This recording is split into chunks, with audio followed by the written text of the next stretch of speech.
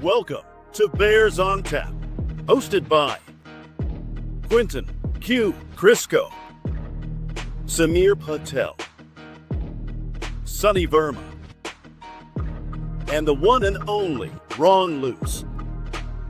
Bringing you all the news, analysis, and opinions on the charter franchise, Chicago Bears.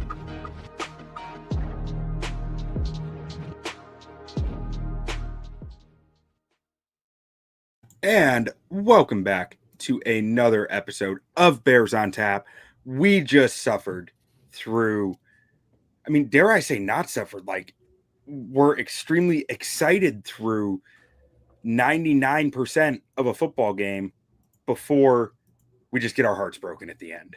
And that was it was still a fun game to watch. I feel like I'm still stuck in this mode of the Bears have sucked for so long that I can enjoy this.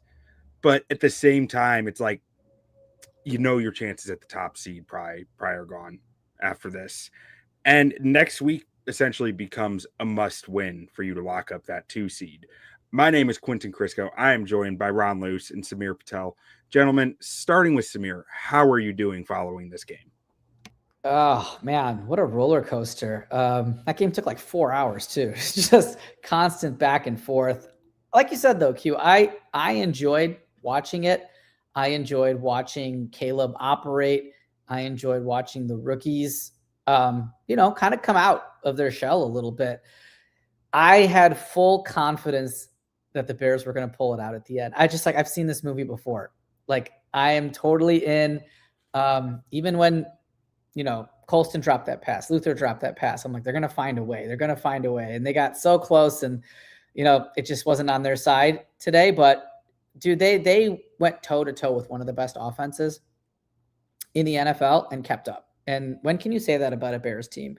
So that was positive, right? And I think we all know the negative, right? The defense couldn't stop a nosebleed. And that is probably a legitimate concern when you go up against a coach like a Shanahan or a McVay or, some of these other coaches that we're going to see in the playoffs that aren't going to just, fall for Dennis Allen smoke and mirrors. So, Ron, thoughts?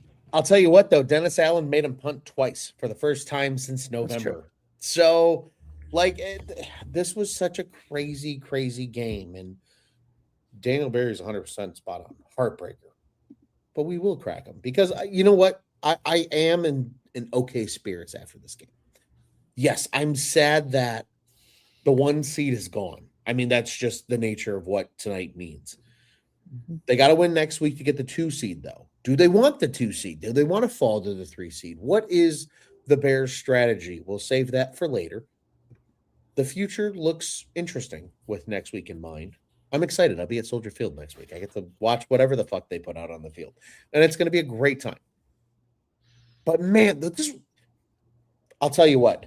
This is credit to a good friend of mine, Mr. Redrick Terry. He messaged me during this game and said, this is such a good Sunday night football game. I just wish the Bears weren't in it so I could just enjoy it. And he was 100% right. It was stress the whole time, right? There's constant stress, constant the ups, the downs, the lefts, the rights, the just nature of a football game. This was a great football game. When we step back and look at it, this was an incredible football game. And Samir, you nailed it. They went toe-to-toe with one of the best offenses in the league right now. Let's not forget, San Francisco is not in the playoffs because of their defense this year. It's because of that Brock Purdy-led offense. The Bears went toe-to-toe, and it came down to the last play. And I'll tell you what, if Ben Johnson's led Bears are going to give you that every week with a chance to win, even if it goes the other direction, I'll take it. Because that means you are constantly in the football game with a chance to end it, either in your favor or not in your favor. But you're always there. It's a weird mix of emotion, gentlemen. It's a genuine weird mix of emotion. I feel optimistic. I'm they're still in the playoffs. I got this for later. This is to celebrate the NFC North. Let's not forget the Bears conquered the NFC North, gentlemen. But damn it, I'd be lying to you if I wasn't a little bummed by tonight's game. It's a little bum, but one thing that I do am kind of coming out of this pretty encouraged by. I mean, Darnell Wright didn't get there till this evening to avoid him getting anyone else sick. Devin Duvernay was dealing with the flu this week. DeMarco Jackson, Nashawn Wright, Josh Blackwell, Nick McLeod, and we found out right before the game, DJ Moore and Almeida Zacchaeus were dealing with that as well. You got 8 guys dealing with the flu on your injury report. That probably means the whole team has the flu, right? They didn't play like it. And like notably, Darnell Wright was probably the guy in the worst shape, I would assume, because he's the guy who was delayed coming out there. I thought he played great. So I'm not quite as discouraged because of that aspect. You'd hope that, everyone's got immunity now. You don't have to worry about him this year. But I do think that softens it a little for me, that my expectations were a little lowered coming into this game, because I was thinking of it as like, everyone's got the flu here. It's just a question of what degree of recovery they're in. And, with maybe just a little bit of luck, they got everyone on the 49ers sick, and 49ers might bounce out of the first round of the playoffs because they all have the flu. That's that 3D. Would be crazy. Sonny makes a good point in the comments. To be fair, it looked like the entire defense had the flu, which, yeah. Nashawn seemed to step slow. The linebackers seemed to step slow. Really, everybody besides Austin Booker seemed a step slow.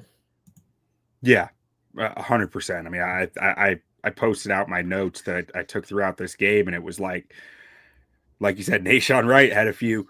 Well, he's a step behind here. He's kind of getting just beat by double moves, and like he's not really doing that great.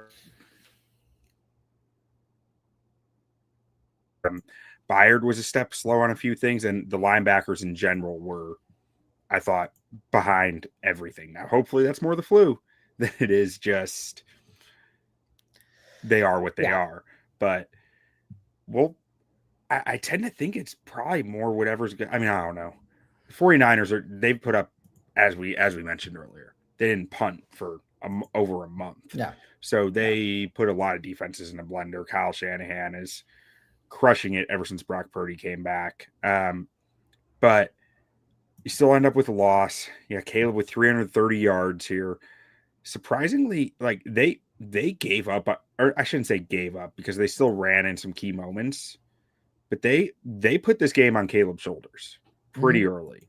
They only had 17 designed runs all game versus 42 dropbacks from Caleb. That's a pretty hefty number of them just throwing it out the window and just saying, this game we're going to have to throw to win this game, and we're putting this on Caleb because we trust him here. And I think that's huge when you're missing Romo Dunze. We're counting a lot on Luther. Very active in the results here, at least. Like, he had 4 targets, 1 catch for 7 yards. You were asking a lot of guys to step up who were otherwise like smaller parts of your game plan historically, which is good to see from the offense. I think this was arguably one of the best games from Caleb, period. Like, I think we can confidently sit back and say that. He was efficient. He took advantage of opportunities. The free play touchdown to Colston Loveland, I think, is a great example of that. I feel like, again, this is why it's weird. Like, yes, I'm disappointed they lost, but they played an incredible football game. They really did. And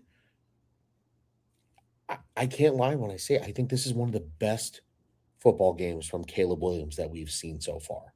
And that's impressive. And it feels like he keeps getting better as we get later into the season. That's even more critical. Yeah, I think he's getting more comfortable for sure, Ron. Although if you ask Chris Collinsworth, he should hit some of those fadeaway checkdowns. You mean when he's running for his fucking life? Yeah. Yeah, cool. That makes sense. He's got to hit that. It's like, dude, he's throwing off a 1 foot. He's trying to get rid of the ball so he doesn't get pasted. The Colston Loveland one, fine. But, like, come on. Some of these other ones, it's like, dude, give the guy a break. But anyway, to your point, Ron, totally agree. I thought Caleb played under control. I think Caleb played calm. He made right reads. He didn't look flustered. I think he keeps getting more and more comfortable. in this offense as games go by. So I totally agree with you, Ron. I'm going to push back a little on you guys there. I thought Caleb missed a few reads early in his progression, where ideally you'd be saying he hits Swift here, he hits Duvernay there, because they were wide open and the blitz was coming from right where they were heading. So I in my notes, I did have 3 or 4 moments where I'm like, Caleb, take the cape off, just do the easy thing, because the easy thing would have resulted in a bigger gain there, would have resulted in something better. So like as great of a game as he played, and I'm not sitting here knocking his overall game, because he played great. I did think there were a handful of times where it reminded me a little of his USC tape, where it was like there was something easy there for you to take, and you decided to take the hard route, and the hard route didn't work this time. But I want to get your guys' thoughts on the final play. What did you see? Starting with Samir.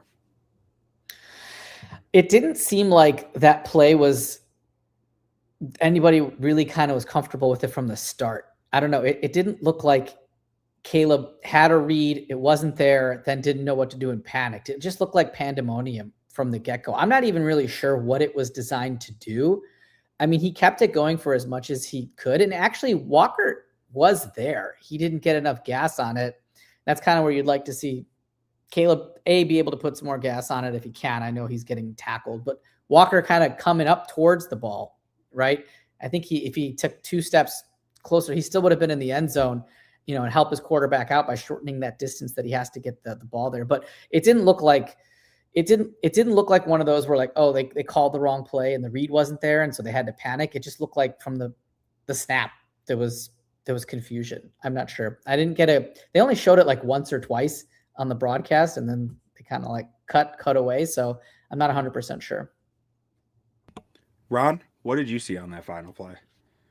I'm kind of in the same line as Samir here. I really, even on the replay, there's really nobody open. And again, we might not know the purpose. This is the beauty of all 22. Go watch the all 22. I encourage you. That's where you get all the answers that you need to get. But there really wasn't anybody open. And Caleb tried to extend that play as long as he could. And even to give Jade a chance there, off the back foot, kind of an awkward angle on the throw, like you'll take that when things aren't necessarily going your way on the play. Now, it's not to say it's a bad play call, right? I don't think that's the thing, but maybe the Niners did their correct homework and they knew what to call in that situation. And sometimes that happens. This was the ultimate chess match of Kyle Shanahan and Ben Johnson. And it was a good one, man. This was the best game of the weekend so far, and it's not even fucking close if we're talking just pure football games, in my opinion. So I asked because I have a thought here on the final play, and I'm not totally sold on it, but I thought he had Swift right away. I thought it was designed to get Swift open on a safety where Swift had 1 to 2 steps on the safety to the corner, and you're counting on Swift being able to beat him to that corner. But I thought it was there, and I'm not sure. Maybe it was second read. Swift throws his hand up pretty early in the play, and I saw that, and I'm looking back at it right now, and I'm like, he's got 1 to 2 steps horizontally on the safety. And it seems like the Bears, they have 2 wide receivers to the left side, right? And it seems like those 2 wide receivers are kind of boxing that safety in with slant routes to try to get that to Swift. Now, again, I don't know the progression. I don't know if that's even the read.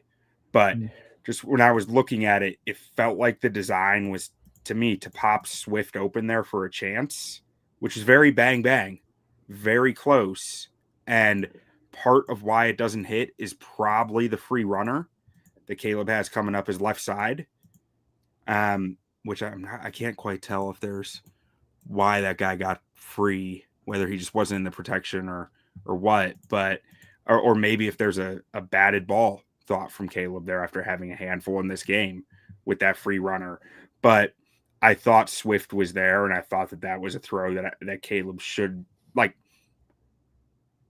hit in theory, But also that's a very veteran throw to trust your running back there to go make this play for you when you're a young quarterback who puts the cape on that often. I also recognize that's a tough ask, especially for a guy who's been so successful in these late game spots. But I did think schematically there's at least a 50-50 shot Swift gets in the end zone. I think the key with that play, Q, is what you said. It's we don't know the read because Caleb's eyes appear to go to those slants before they ever even go to Swift. So it makes it feel like that's not the read. But again, we don't totally know. Like we can all sit here, every person in the comment section, every person in the analysis groups, unless you're in that room, none of us know what the read was on that last play. Because that's the key. If Swift's the primary read, then yeah, you can make an argument that Caleb missed that. But if it's, hey, it's 1 to 2 to 3 and Swift is the third read, then that's just the play call. You got to live with it. Sometimes you live and die with the play call. It happens. That's football in a nutshell. So I agree with you, Q. I think everything that you just laid out is 100% correct. But unless we actually know the read, it's so hard to sit back and say, like, yeah, he's there. Because if you watch Caleb's eyes, it doesn't look like he's the first read if you're just going based off of where the quarterback's vision goes. Yeah, as you're saying that and looking at it, I'm almost thinking if it is, it's Caleb's trying to pull the safety down to the slant. Like with his eyes, he's trying to pull that guy into that route progression so he can pop it over to Swift. Either way, we'll look at the all 22 and we'll talk about more on our O-line show because we keep it mostly O-line, but we do get a little into the weeds with some of that stuff. But we have a comment here. Oh, go ahead, Samir. Oh no, you want to get to the comment? I had a quick question for you guys, but you can address the comment if you want to. Well, I was going to start off with this comment from J.K. Adams talking about running down the clock. So I was curious what your guys' thoughts starting with Ron this time and the clock management down there in the 2-minute warning. I have no issues with it. I really don't. Like, there's no perfect way to running the clock. If you feel like they didn't do a good job, that's just your philosophy. Like, there is no standard. There is no, like, this is how you should do it. It's all gut. It's all feel. It's all situational. I think for what the Bears had, 2:15, you're on the plus side of the 2-minute warning. You have all your timeouts. Run it down as much as you can. You want the last chance to score, take the lead, and win the game. And they gave themselves that. Like, I think if we're talking clock management, they did a brilliant fucking job. The only problem was you didn't successfully get the last play in the end zone. Like, that's the only difference between this being they're so dumb, why would you run the clock down? And they're fucking geniuses, they won the game. Like, it's so easy to sit here as a Monday morning quarterback or a Sunday night quarterback in this case and say, well, they should have done this. Sure, no shit, Dick Tracy, they should have done that. But in the moment, you gave yourself a chance on the final play. So I think from a clock management standpoint, I'm really not upset with how they handled it. I think they thought that a hook and ladder was going to be the last play of the game. I thought that they thought they were going to score there, and that would have been 10 seconds left in the game, and that's what they thought the last play in the game was. And then if you're going to score with 10 seconds left, yeah, that's perfect, right? Because you can't leave that Niners team any time because of the way they were playing. So I kind of agree with you, Ron. I wanted to leave as little time as possible. Now, would it have been nice if they got 2 plays, because it wasn't a down situation, right? Like Green Bay, it was a time situation where, could you have maybe run 2 plays if you managed it a little bit better? I guess. But like you said, if they scored on that, it would have been like, oh, perfect. They got exactly how they wanted it. The question I had for you guys was, you talked about the batted balls.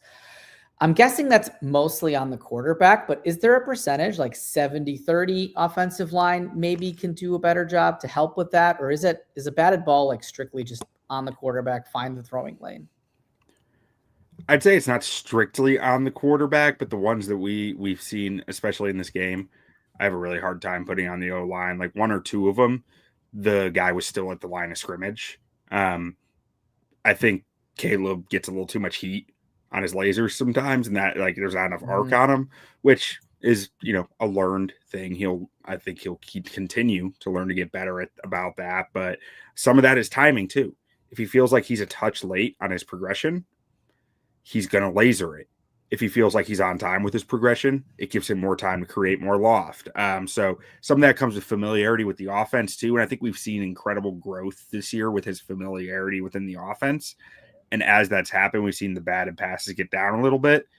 Robert Saleh is a good defense coordinator. He probably gave Caleb a few more questions in this game than he'd seen the last few weeks. So, I mean, probably similar to what he saw against Green Bay, honestly. But I think that probably factors in and creates more necessity for Caleb to bullet that thing in there when he feels like he's just a touch behind where he needs to be. Also, just understand, too, that really well-coached football teams, your defensive line is taught if you can't get to the quarterback, read, react, and get your hands up. There's a reason that Q and I always talk about punishing jumpers on the offensive line. That's a thing. They're going to jump, punch them in the rib cage. It's legal. There ain't no shit about not being able to punch somebody at the line of scrimmage. I promise you, it goes unnoticed all the time. You got to punish jumpers. You have to. That's the key to the offensive line. Now, granted, sometimes your quarterback's going to get balls batted down. Caleb is a shorter quarterback. Shit's going to happen. That's kind of the nature of the beast with a guy who has the arm that he has without, per se, the height that he has. And that's okay. You'll live with those when you get them. But really well-coached football teams are going to jump and deflect passes. You see that difference, right, with a Cleveland Browns team, with, other teams that the Bears have played this year that they've very clearly been superior to, right? But when you see a well-coached football team that's in probably the same echelon as a Ben Johnson-coached football team, they're going to make those plays. They're going to get in throwing lanes. That's just the fucking difference of being well-coached by guys like Kyle Shanahan and Robert Saleh and so many on that staff that have been there since Kyle Shanahan got the job. There's a reason the 49ers have been completely legitimate since Kyle Shanahan took over as head coach. And that's a big reason why. Yep. Yeah, and the punishing jumpers is really all the O-line can do about it, in my opinion. And it's a great point. Something we've talked about on the show is like we'd like to see the Bears coach to that a little more. We don't know if they are or not, but like the results don't make it seem like they're pushing that heavily. But it's hard for me to complain about much that's going on with the O-line this year. So like if that's all I got to complain about, I'm okay with it. But Agreed. One other thing that Sonny threw in the comments here is that him and Ron discussed last week. Caleb 4,000 yards within reach. After this game, he had 330 yards. Came into the game with 3,400, so he should be at 33,730 now. He's 270 yards away from 4,000, and I think he's only like 150 or 160 away from the Bears single season record. Yeah. So that's exciting. I think he's 4 touchdowns away from tying or from breaking Kramer's touchdown record as well. But 4 might be we'll see. Might be a tall task next week. Might not be. But I'd rather see them win the game than try to focus on the passing stats. So agreed. Yeah. But gentlemen, any other thoughts you have exiting this game before we get into our segments here? No, I just, the defense, we talked about the offense quite a bit there. I'm sure we'll get into the defense here a little bit later, but obviously that was a little alarming, a little disappointing. I do think that defense is going to look a lot different next year. I think there's going to be some players that you might be surprised aren't coming back and some that you're not so surprised aren't coming back. And so I know Bears fans are a little discouraged by that, but I think now Ben Johnson's got his side of the ball correct. He's going to be like, okay, we're good here. Let's address what's going on the other side of the ball. And I think, players like Billings and Brisker and, some others, you probably won't see them on the Bears team next year. Ron? I agree with Samir, but I am not looking forward to next year until next year is here. Fair. So it's funny because, there's been a lot of reports over the last couple of days. We've heard about the Max Crosby shit. Everybody's stirring the seagulls from Nemo. Bears, mine. Right. We all can't help ourselves. It's always looking forward to next year. Right now, I am ignorantly just worrying about the 2025 Chicago Bears, but Samir, I think you're 100% correct. Until then, though, I'm going to meatball until I can't meatball anymore. The Bears are still playing football. That's all I care about. I guess for this year, Luther Burden, we should probably address that he was kind of carted off the field after the game. But I did see on X that he was doing post-game interviews in his locker.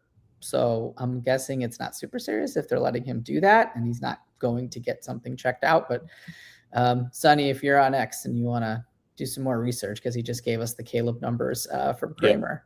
Feel free to throw those in the chat. Yeah, Caleb 109 yards away from Kramer. So right there. But we got a question here. So are the Bears in the playoffs? Yeah, the Bears have clinched the NFC North. So they're at least a top 3 seed in the playoffs. They can't drop lower than the 3 seed. But I think as their destiny is in their own hands, though, I believe. As long as they win next week, they are the 2 seed. When you're the 2 seed, you welcome the Packers to Soldier Field yet again. Yep. Yet again, for the 3rd time, you'll play the Packers. Side note, did you guys know that Luther Burden's, I want to say, dad or grandfather played in the NBA? Really? Nope, no idea. Yeah. So, okay, his grandfather. So I was at Thanksgiving. It's been a long time since I've talked with you guys, but at Thanksgiving, one of my parents' friends was watching the game with us, and he's not like a diehard Bears fan. He's a bigger college fan than anything, basketball and NFL. And he sees Luther Burden's name. He's like, "Is he related to Luther Ticky Burden?" I was like, "Who's Ticky Burden?" So I went and looked it up. Luther Burden's grandfather, Luther Ticky Burden, was on the United States men's national basketball team, 1974 FIBA World Championship team, winning a bronze medal, played at the University of Utah, and then played some basketball with the Virginia Squires of the ABA and the New York Knicks of the NBA, which I had no idea prior to that. So I thought that was interesting. Good genetics. Also makes sense why he's Luther Burden III. Right. There's your answer to that. But that checks out, yeah.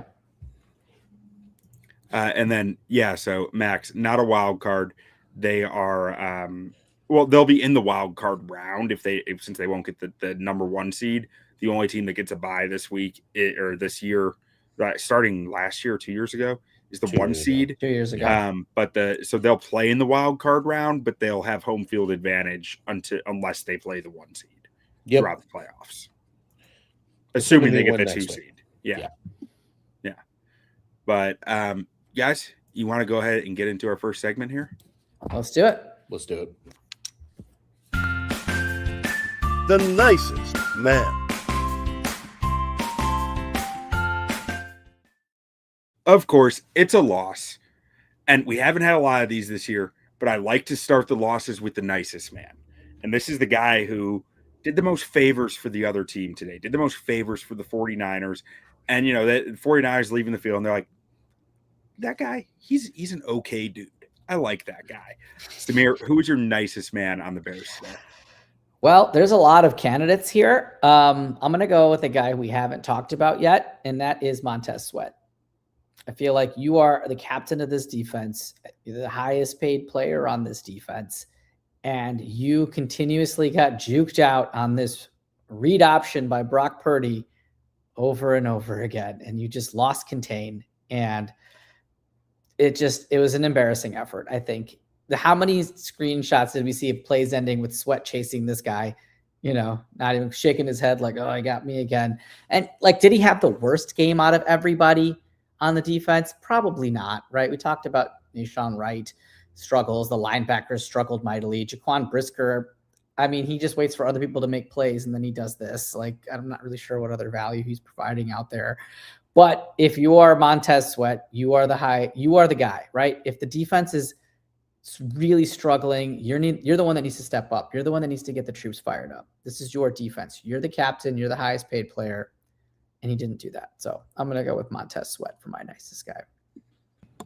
I think that's a perfectly fair pick. I have 3 plays marked down where I thought he lost edge contain. 2 were as you mentioned, those read option plays, one of those going for a touchdown, the other for a big first down on a third and short, I believe it was. And then on, let's see, he failed to set the edge against outside run that resulted in a touchdown for McCaffrey. And Ron, I know you tweeted something out about that play about just being like really good design. At least I thought that's what you're talking about from Shanahan. And I didn't catch the details of that play. If you have any thoughts on it, I'd love to hear it. I don't know if it was the Purdy option play. I think it was the McCaffrey touchdown. The McCaffrey pitch. Yeah. So what they did was they brought Juszczyk, who was the left side tight end on the play.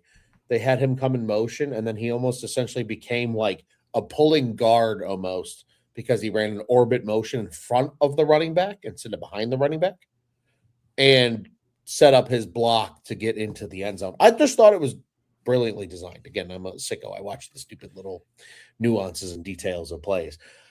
Like, it really is kind of the new school option is what like the Niners and the Rams and these, McVay inspired offenses run. It's the wing tee, the double wing in current day.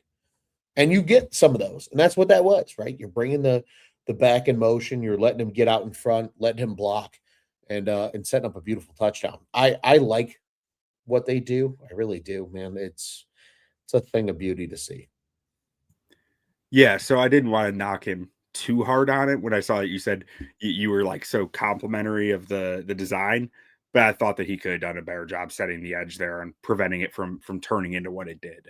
Sure. But Fair. Ron, where are you going for your nicest man in this one? I'm going to go with the guy that Samir briefly mentioned. I'm going to go with Nahshon Wright, unfortunately. There was a lot of highlights in this game. Big plays by Ricky Pearsall, other San Francisco receivers where you saw Nahshon Wright kind of chasing the play. Speaking of chasing the play, you mentioned Montez Sweat. We got to see that a lot with Nahshon Wright tonight, unfortunately. They had a good design. And I'll tell you what, Purdy made some excellent throws. Like, let's not discredit what Purdy did tonight. I mean, the guy accounted for 5 total touchdowns, 3 through the air, 2 on the ground. I mean, the throw to Pearsall on the deep in over the middle. I mean, the coverage was there. Like, he's draped by the defender, and it's just a perfect ball from Purdy. Like, I really think we need to just give a little bit of credit to Brock Purdy where it's due. Like, this dude's balled the fuck out this year. And if no other game shows that, the last 2 weeks, Brock Purdy has been brilliant for the San Francisco 49ers. There's a reason that they still have a shot at the 1 seed. If they win and Seattle loses, I mean, they control their own destiny. That's a hell of a matchup next week between Seattle and San Francisco. And you can see why. I mean, that they've punted 3 times since like the last week of November. 1 was in that last game of November, and then 2 today. To go that long without punting, that just shows you how hot your offense is, getting shit done. And shit, man. I mean, they did a great job today, but Nahshon Wright looked lost at times. And again, we don't know the coverage. I'm not going to sit here and pretend and just be like, oh, it's all your fault. Maybe not every play it was, but just immediate reaction, really easy to notice him chasing a lot of plays tonight. Yeah, it absolutely was. I mean, so my notes here from Nahshon Wright were got beat on the inside release from a cover 3. He was playing outside leverage, so he was outside the receiver at the alignment, which made me question, like, okay, I mean, he got beat, but like he's supposed to get beat that direction. So I was like, where's the safety? Where's the linebacker? He's supposed to be filling that area. But like, it's still, I thought that he could have done a better job reaction speed on that play to getting back inside. And then one of them that I have written out is he lost outside contain on an outside run play. And CMC was able to find the corner and turn that into like a 25, 30-yard run. And that, like, he got there in pursuit. And I think he actually got injured by Jalen Johnson on that play. But he lost contain there. So even though he did get back in pursuit, that play was never supposed to get by him in the first place. And then he got torched. I had him getting torched by Pearsall on the double move in what amounted to man coverage. Like, I don't know if it was cover 3, cover 4, what it was, but he was essentially in man coverage, locked up on Pearsall from a off coverage. And he slipped and fell. I don't think that's an excuse. I think that he lost the rep before that happened. It just happened to be that he slipped and fell trying to recover. And then again, I thought Pearsall's change of direction and technique as a route runner was a real problem for Wright in this game. Which somewhat predictable, honestly. If you looked at any of the pre-draft stuff or NFL stuff that Pearsall has done, it's like his entire game is based on being a route technician and his change of direction ability. And that is the thing that Nahshon Wright struggles the most with, is changing direction. So, and finally, I had him on I think it was like a quick tight end throw. I think it was number 3. I forget who number 3 is on the Niners, but he got kind of trucked for a first down. And so, like, those were the plays that I had notes for on Nahshon, which is a decent amount of negative. So I think that's a fair nicest man pick. For me, I think that those two guys are great picks. I think that Brisker had a tough day. I thought that he was kind of lost out there a handful of times. I think CJ Gardner-Johnson's lack of discipline came into play a few times. I think he had some really nice plays that covered for it too. But I thought he had an up and down day. But ultimately, I'm going with Tremaine Edmonds. I think Edmonds had a really rough game today. The first touchdown, I think that he lost former Bears legend Jake Tongas in the end zone. And then I thought he was late to fill on the CMC touchdown run, which again was a great design, as we talked a little about earlier, but I thought that he was a little late getting over on it. Then he allowed a big Christian McCaffrey catch for like 15 yards on 2nd and 20 on a Texas route. Just got beat on it, which CMC's a tough cover, but like Tremaine Edmonds is one of the only guys in the NFL who's built to be able to do it. So I was just expecting a little more from him on that. And then there were a few positive plays sprinkled in there. I thought he had a nice, given some nice power stopping ability on a Austin Booker run stuff where he was able to keep the guy from getting the first down, but followed that up with hesitating in the hole. Against CMC, he had him and he just kind of chopped his feet and waited and let CMC get inside of him, which, if he, I think, went for the tackle there, easy to say, right? I hate to be the guy with the laser pointer going like, if you just did that, but like, that's how that play felt to me. It was like, if he just attacked, I think that he was done for there. And then in the red zone again, I thought that he jumped up. He was over aggressive jumping up to try to take away Purdy's scramble on one of those final touchdowns, which left his guy wide open when CJGJ had, it seemed to me, just based on, my understanding of the coverages, CJGJ was there and in the spot that he needed to be to take Purdy's scramble away. And Edmonds just kind of panicked and went for it, leaving his guy wide open. So to me, I see Tremaine Edmonds as the guy who was involved in the most touchdown plays, and that's got to be my nicest man. Fair, very fair. But now that we have that out of the way and we can stop being like such big downers on it, let's get to the next segment here. The baddest man.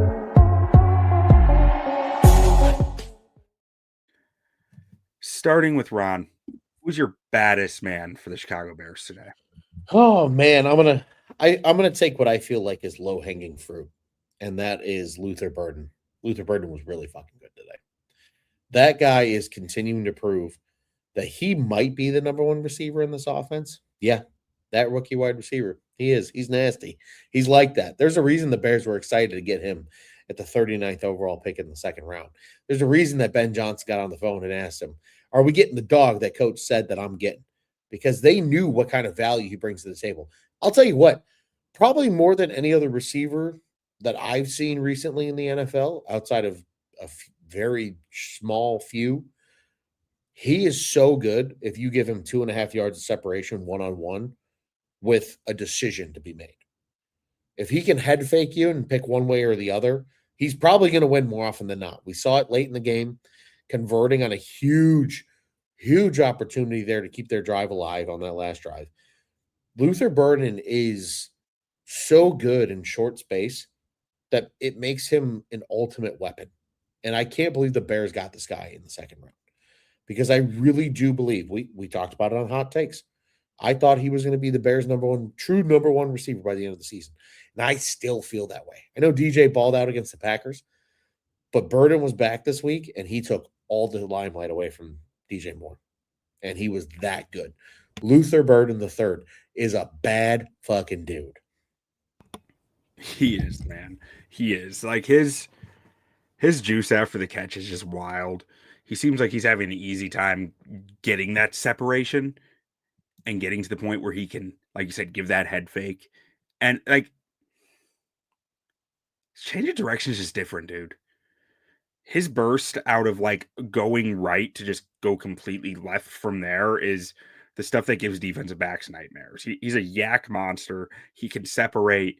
There's a lot to be excited about with this kid. A whole lot. I mean, even 2 times in the final 2 minutes, he drew a holding penalty. And then he has, like you said, the huge third down conversion with the yak, and he makes a guy just look silly doing it. Luther Burden's an easy pick here for this. I love that one, Ron. Yeah, and the question is, he hurt bad? You said he was taking post-game interview questions, so hopefully that means he's not hurt bad, because usually guys that get hurt don't take interview questions at the end of a game. Yeah, and he was sitting in his locker too, so it's not like he was somewhere else on crutches doing whatever. He was sitting in his locker. I didn't listen to the interview because obviously we're doing the show, but that's at least encouraging, I guess. So this says he was seen grabbing his left hamstring on the way to the X-ray room after the final play. So this is a new one. It's not the ankle. Okay, it's not the ankle that kept him out last week. But if he was, it looks like 18 minutes ago he was talking to the press. So, hopefully those X-rays came back negative. It's weird that you would be grabbing at your hamstring with an X-ray. So, I mean, maybe they thought there might have been a bone bruise or something. But it seems like he's probably fine if he's doing those interviews. Samir, where are you going for your baddest man in this one? Well, tip of the cap to Ron. I think Luther Burden is a excellent choice. Loveland, also a great choice. But when we do the previous show, I picked Caleb Williams to be my baddest man, and he put up a good enough game where I'm going to roll with him for the baddest man.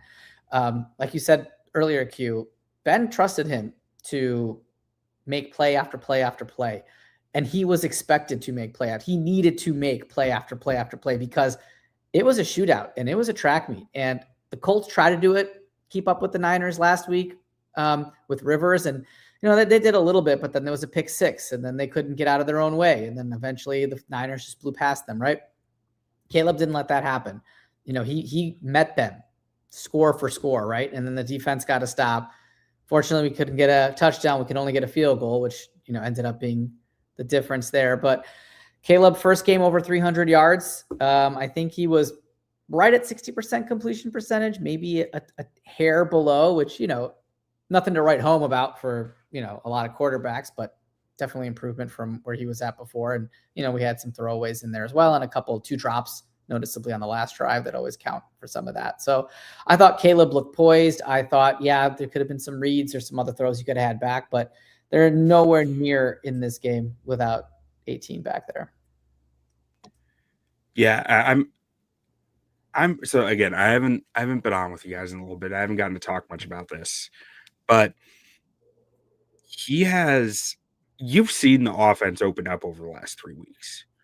You've seen the shotgun play calls start to really enter the rotation, and it's a change in the offense that says, I trust the quarterback in my mind, and is letting the quarterback do some more things that, granted, I think he's better at, that he's more used to from his college career.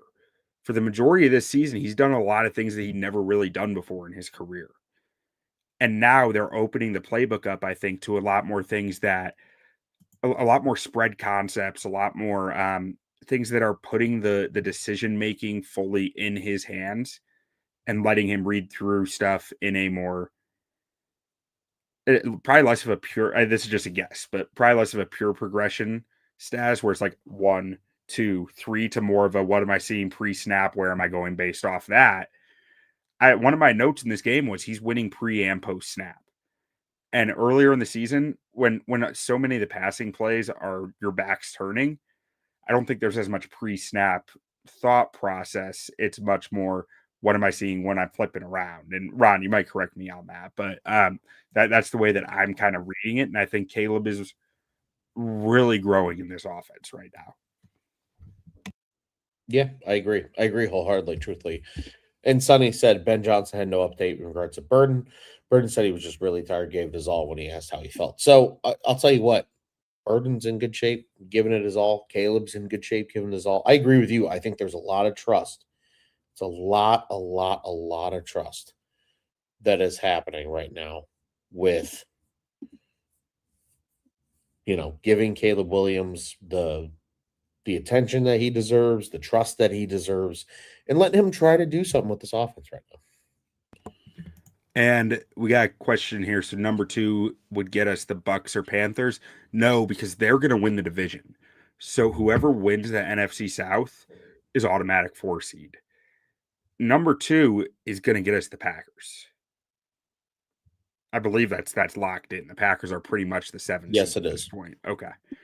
So if the Bears are the 2 seed, they will get the Packers at Soldier Field for the wild card round. Now for my baddest man, I'm gonna go with a defensive player, which seems impossible in this game after giving up, 42 points and nearly 500 yards of offense. But I thought this was the best game of Austin Booker's career by far, bar none. I didn't think the 49ers had a good answer for him all game long. I thought they let him do a little more wide rusher stuff, which is some of the stuff that I think he really excels at. But I think he earned it because he's been such a just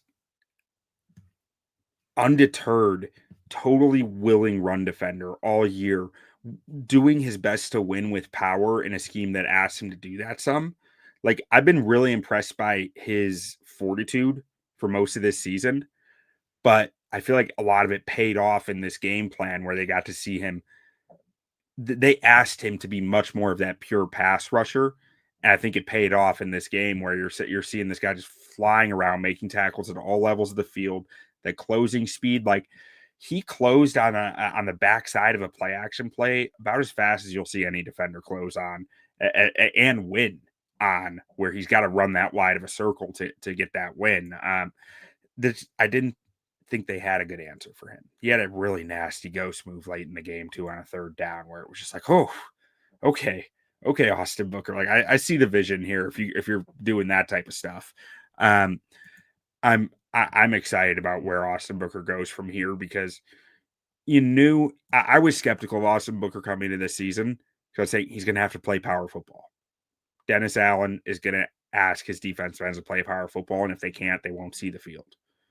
With Deo going down, I think Booker kind of had to see the field, and he has answered the bell, in my opinion, of playing power football to a manageable degree of being able to set that edge, really just being for lack of a better term, just being a motherfucker at the point of attack. He's just punching people in the mouth over and over, and he still has that bend, that speed, that burst. There's a lot exciting about what Austin Booker put on tape tonight, and I think the Bears are going to be able to lean into that a little more going forward. Hell yeah.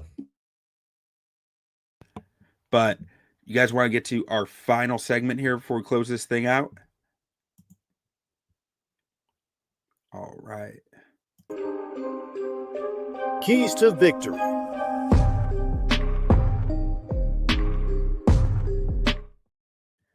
Now, unfortunately, with this week, we didn't get an article out on our keys to victory. That's on me. It's Christmas. Time was hard.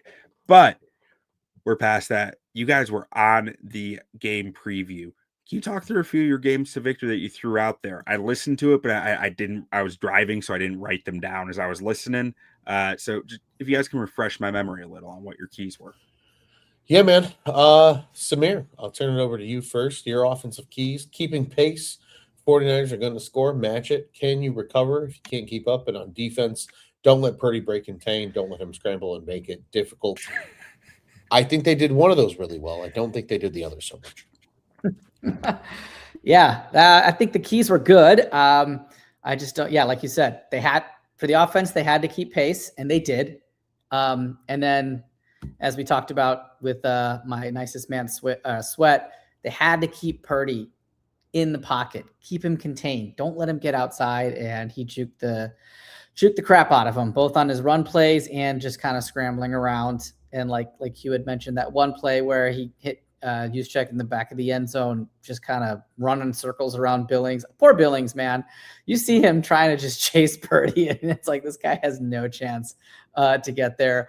But yeah, I think you're right, Ron. They hit on one key. They were able to keep pace with the Niners, and they had to. It was an explosive game, but defensively they weren't able to hit that key, and that was part of the reason they lost.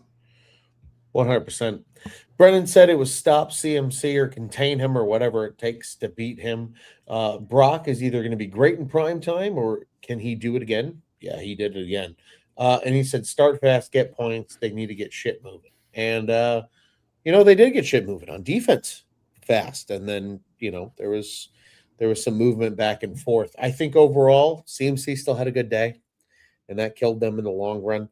I think in addition to that, 180 yards on 27 touches. Yeah, that happens. Heck of a day. That will happen. And Brock Purdy was good too. And, even though they started fast, I don't think everything was totally there.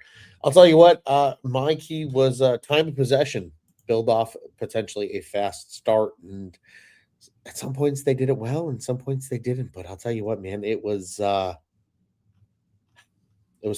It was tough. I don't think they ran the football the way that I think a lot of Bears fans would have hoped to kind of control that clock a little bit more.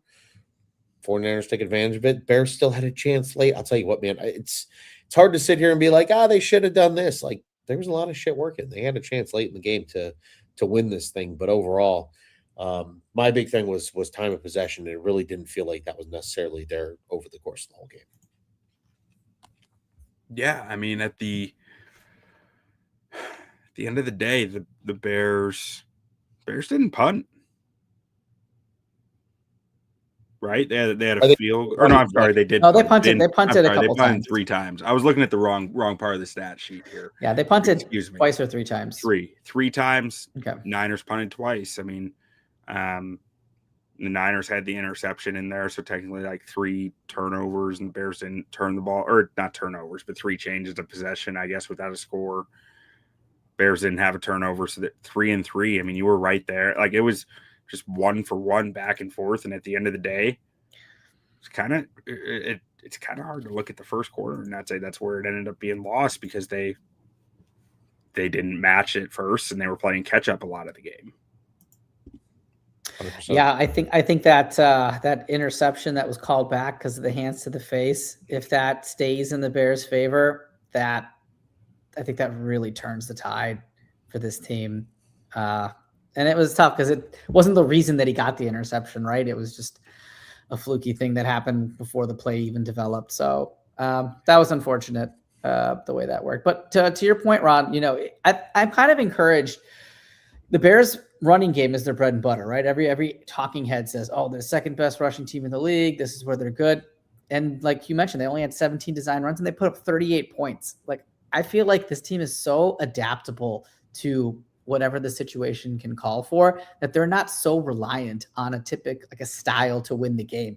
If it calls for air raid, they're going to figure it out. If it calls for ground and pound, like with the Eagles, they're going to do that. And that kind of gives me some encouragement that like Ben Johnson knows his team and his personnel so well that he'll be able to make adjustments that might not have been the game plan from the beginning, right? But he understands his team so well that he's going to be able to put these guys in a position to succeed no matter what style of offense they want to go with. All right, so Sonny shared his final thoughts here. This is just year 1 of Ben Johnson, Caleb Williams, Burden, and Loveland. What a time to be alive. Samir, was that your final thought that you just shared, or did you have anything else that you wanted to throw out? No, I think that's great. Sonny's absolutely right. And I was thinking about that during the game too. I'm like, Purdy and Shanahan have been together for a while, right? Like, they know how each other works. They know the system. These guys know how to play within it. And Ben Johnson and Caleb Williams went toe-to-toe with that in year 1. And And I know Ron doesn't want to hear the next year term, but I'm so excited to see what like these guys can do with a full off season and some more, time. I know it stings right now, but like, I don't know. This is fun. I'm having fun with this Bears season, right? Ron, any final thoughts from you? I sure do. First and foremost, Justin L's a real one here. 49ers fan, impressed by Caleb. Amazing game. It was an amazing football game. I think that's the biggest takeaway here. This was an amazing football game. The Bears showed up. The Bears showed out. This is a 49ers team that, in my humble opinion, there was a comment in here a little bit earlier. I'm going to see if I can find it again. Asking, who do we have in 49ers Seahawks? I think the 49ers are the better football team based on what I saw on Sunday. The Panthers put up a hell of a fight against the Seahawks. I think the Seahawks have a really good defense, but I think their offense is in a little bit of a sorts right now. I think the 49ers are the better football team. They have a shot at the 1 seed. If they end up being the 1 seed, you can look at this season and go, well, the Bears lost to Packers, the 1 seed in the NFC, and only a couple other teams. And then they beat a lot of other good teams. And let's not forget, I know it's hard because you didn't get to get on the microphone and talk about it in true detail like we did when they clinched the playoff berth like Sonny and I did. But this Bears team still won the NFC North, boys. They've taken the North. The Packers are now the longest standing team without a North title after the Bears clinched it in 2025.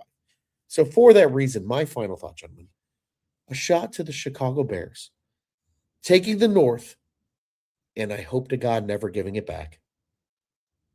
There's still playoff football on the horizon. This one sucks. They had a chance to win. It was a fucking awesome game. I hope they go take care of business next week and we get to see the Green Bay Packers back at Soldier Field. Salute, gentlemen. Salute to that. Now, for my final thought, and this is something that I've been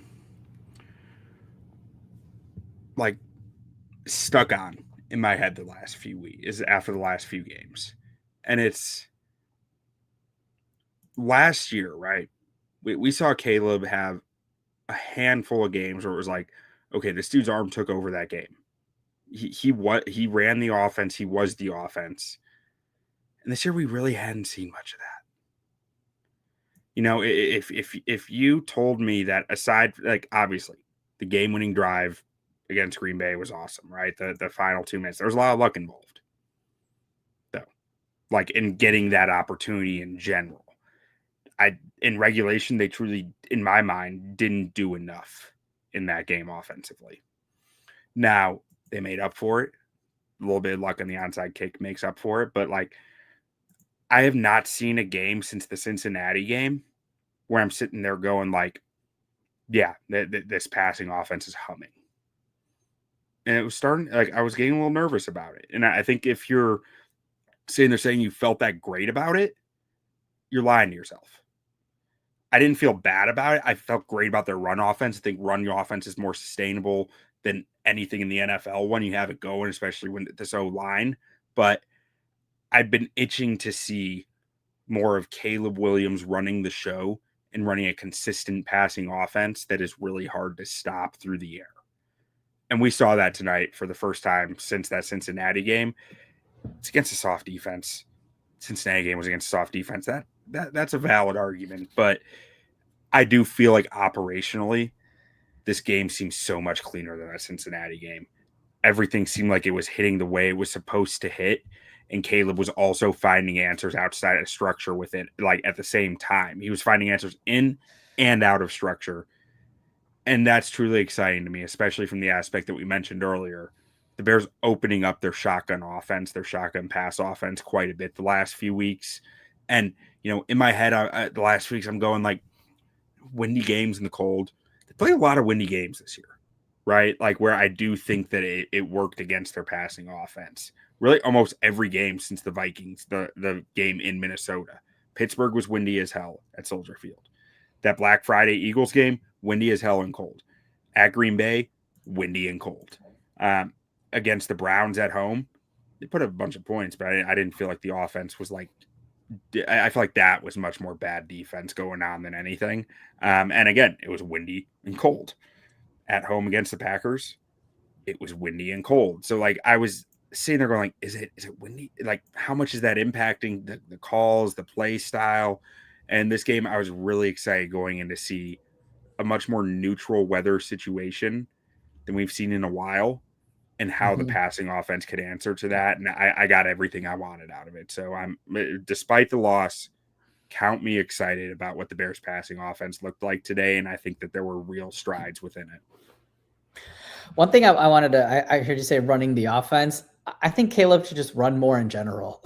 I think what the Niners did with Purdy, I would like to see more of that with Caleb, to be honest. And, he's got some of these where he boots out. And instead of throwing 1,000-mile-per-hour pass on the sideline, which rarely gets completed, I would really like to see him get north-south like Purdy does and just get 5 or 6 yards. He did a little bit of that, but that would be my only critique of him. I thought, especially on that first drive when it was 3rd and 3, he could have gotten that if he just stopped going so horizontal and started going a little bit more north-south.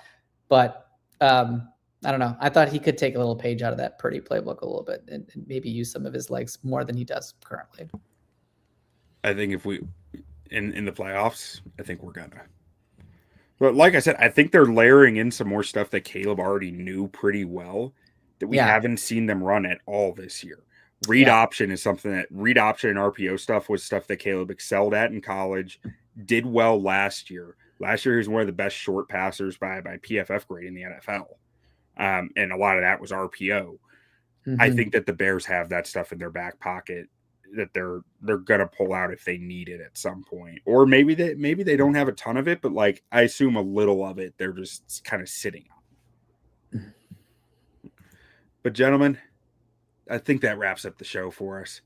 It's a defeat, it's a loss, it's gonna hurt that we're not in that 1 seed conversation, but you know what? There are positives to take away from this one, and we are on to next week against Detroit, and then we are on to the playoffs where it's shaping up to be Green Bay round 3. So let's get on our horses for that. Why don't we close out with a bear down, and we'll let everyone get to bed before work tomorrow. Bear down, guys. Bear down, baby. Bear down.